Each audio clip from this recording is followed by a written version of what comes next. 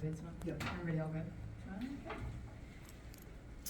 Okay. Good afternoon. My name is William Sulton, and I represent the family of Luis Lorenzo. Obviously, we are extremely disappointed and upset about how the family has been treated here. First, let me put this in context for you all. Apparently, a criminal referral was made to the Milwaukee County District Attorney's Office for Enoch Wilson's shooting death of Mr. Lorenzo. That means that the family that you see behind me are crime victims under the law, and yet there was no outreach made to the family at all. No information has been supplied to the family that the District Attorney's Office had the ability to review. There was no opportunity to review that information before apparently it was released to the public. And that is appalling and, quite frankly, against the policies of the District Attorney's Office and state law. That being said, the information that was publicly released shows that Mr. Lorenzo was murdered, and that is outrageous. The District Attorney's Office confirmed that Mr. Lorenzo didn't steal anything from Rey's Food Market, that Mr. Lorenzo didn't threaten anybody, that Mr. Lorenzo didn't get into a fist fight with anybody. In fact, the opposite is true, that he was sprayed in the face, that he was blinded, that he exited the building, and yet he's being pursued out of the building by a much larger man who takes him to the ground, and then there's a second much larger man attacking him. Your viewers should not view this information in the abstract. They were gonna stop Mr. Lorenzo. That's what was gonna happen.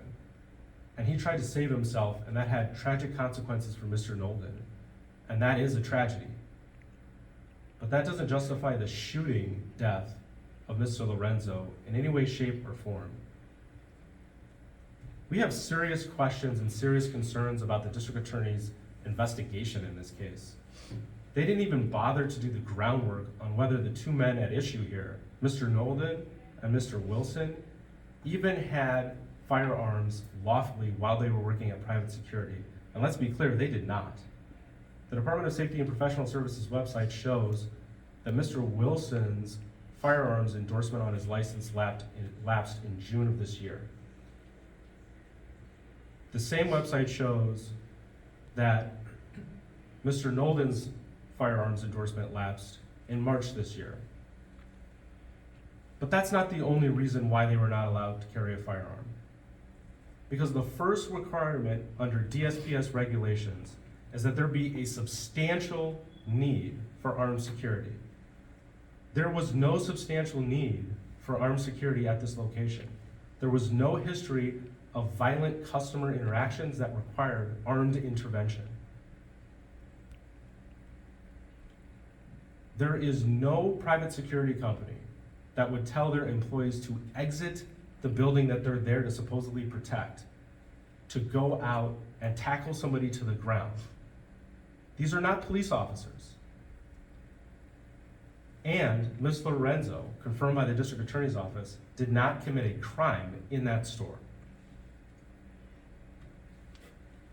In the coming days, we intend to get more information from the City of Milwaukee Police Department, as well as from any other source that has information about what occurred, including the Department of Safety and Professional Services itself.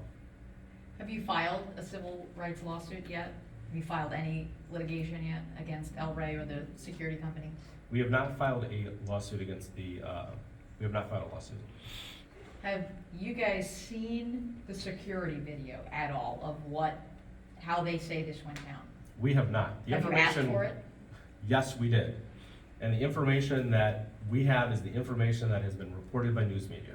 Have you gotten a copy of the report that the DA decided on the case? No, we have not. We didn't even get a Nothing copy at of all. the press release. You think it's a cover-up by Rey and the police department in this incident? I don't know that I would use the word cover up. But Negligence. What I will say is that it is indicative of an inadequate investigation. And I know you say that the two guards weren't lawfully supposed to have a weapon on the job, and you've also haven't disagreed that Lorenzo wasn't supposed to have a gun either. That is correct. Mr. Lorenzo should not have possessed a firearm. That's true. But I also think that it's also the case that Mr. Nolden and Mr. Wilson were unlawfully carrying a firearm, and Mr. Nolden and Mr. Wilson were the aggressors, not Mr. Lorenzo. So it's not self-defense. You can't create the circumstances for your own defense, which is exactly what they did. If they don't have firearms, we're not here today. So in a way, you feel Lorenzo was firing in self-defense as well? Based on what the district attorney's office has said, he was clearly acting in self-defense. Is that why he carried a gun, for his own protection? I don't have the answer for that, but I think what is troubling about this case, and quite frankly, troubling about the case I talked about yesterday in Racine, is that somehow if you have been convicted of a crime in this state, somehow you're outside the protections of the law. And that is just wrong. So you haven't been met with any MPD officials or had a meeting basically between when this decision came out, or has there any meeting planned with MPD about this? The police chief committed to meeting with me last Wednesday, canceled on me, and committed to meeting with me at 3:30 today. Is that meeting still on? It is not on anymore. Canceled again? Yes, Did he say why? it was canceled by me this time. Oh, and why was that? Well, at the present moment, we're looking to get more information from the police department, and we were told we could not get that information today. And so the value of that meeting, I think, went down substantially. Are you gonna publicly demand or request the police chief, the DA, to release all the information and videos while we're here? I will acquire that information, whether they produce it voluntarily or pursuant to a subpoena. What about any witnesses? Have you spoken to any of them, or has anyone come forward? I know that there was another injured party, and I think it's very, very sad, quite frankly, that there was no mention of that, at least in your reporting. I haven't seen the press release again. But you have an injured party that apparently was injured by either Mr. Wilson or Mr. Nolan. We don't know. They haven't said, apparently also not part of their investigation, whether that person's injury warrants any criminal investigation. But presumably, that person has been interviewed by police. That would be an expectation. Did you know that at El Rey, when you enter the store, there's a posting, no weapons allowed, which falls under the concealed carry weapons state law, which they could be liable for that victim, the 41-year-old woman? Well, According to state law. well, to be clear, I don't represent the injured woman, but it is true that El Rey's has a sticker that says no weapons permitted, and it's yet another reason why Mr. Wilson and Mr. Nolan were unlawfully carrying firearms at El Rey's.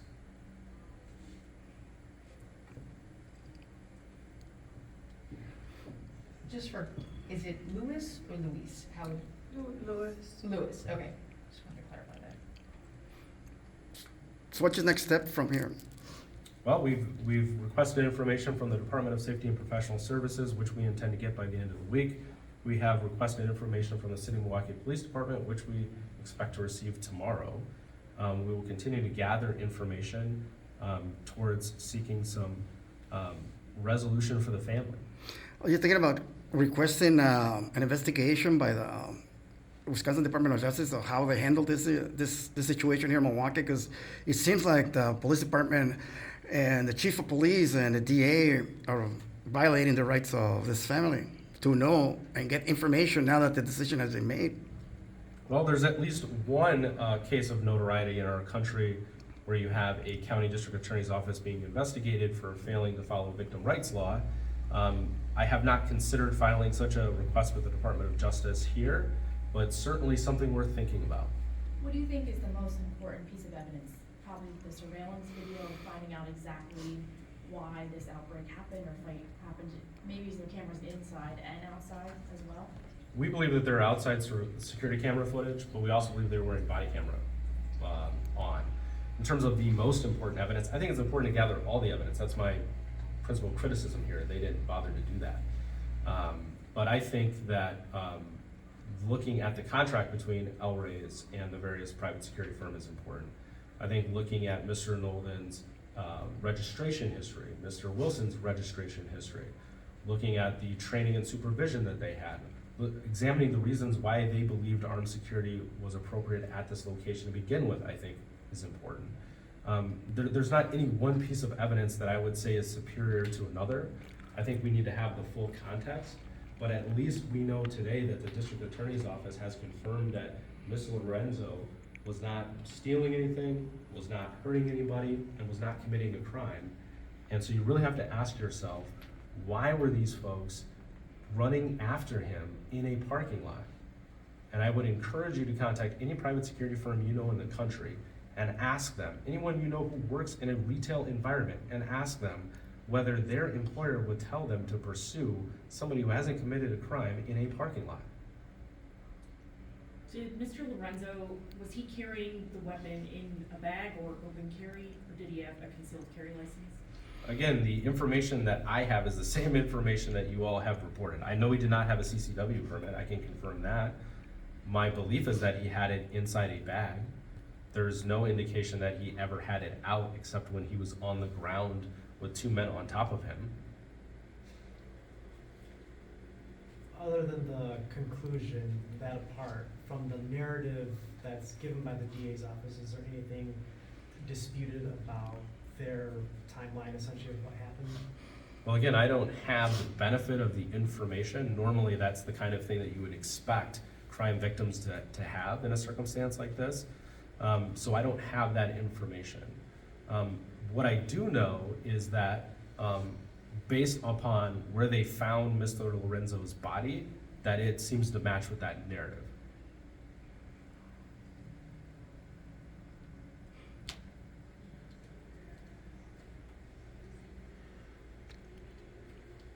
All right, thank you. Thank you.